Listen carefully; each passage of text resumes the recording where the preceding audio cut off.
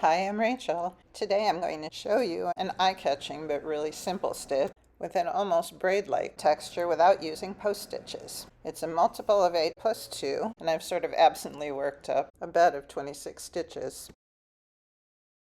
Now I'm going to chain 2, which in this pattern will not count as a stitch, and then I'm going to double crochet right in the very first stitch of the row. So we skip the next 2 stitches and work a treble crochet into the stitch after that. So this one right here. Then we'll work another treble into the next stitch, and those 2 stitches make the first leg of your cross. Then you're going to go back into that first missed stitch, found the stitch, and we're going to work that treble in front of the 2 stitches already made and insert the hook from behind, like this.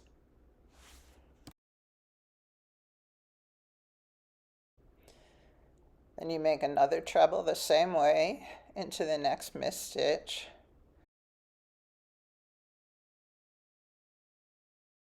And now you have your first front crossover.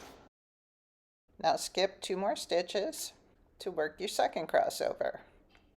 And of course this first part is easy. Just 2 treble crochets. Boom, boom, boom.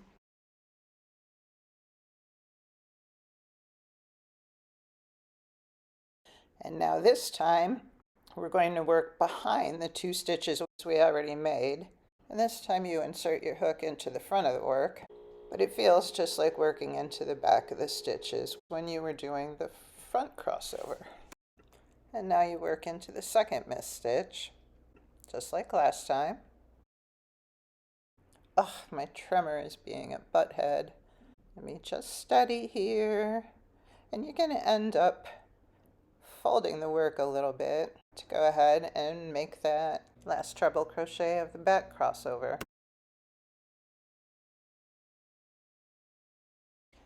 And we're just going to continue on in this way. Front double crossover and back double crossover, alternating like that until we get to the end of the row where there's only 1 stitch left. So I'm going to cut off here and meet you at the end of the row. So here we are at the very end of the row, and we're just going to work a double crochet into that last stitch.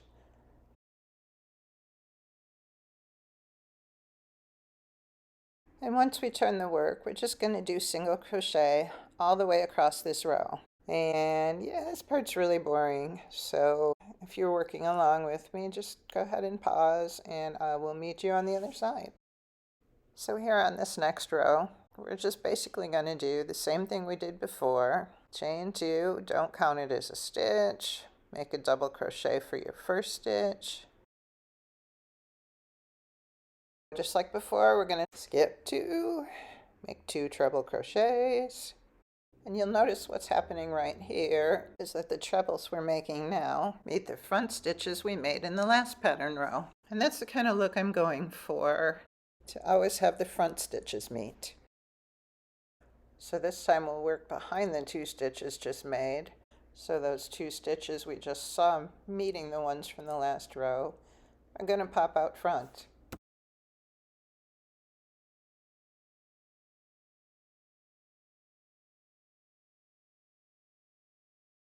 Skip 2, and the easy part, just put in the 2 treble crochets. Don't have to worry about whether they're in the front or back now. But then we want to take a look and see where front stitches would match up. So this time we're going to do our trebles in the front. Remember to insert your hook from behind. And we're just going to keep on going like that, so I'll meet you at the end of the row.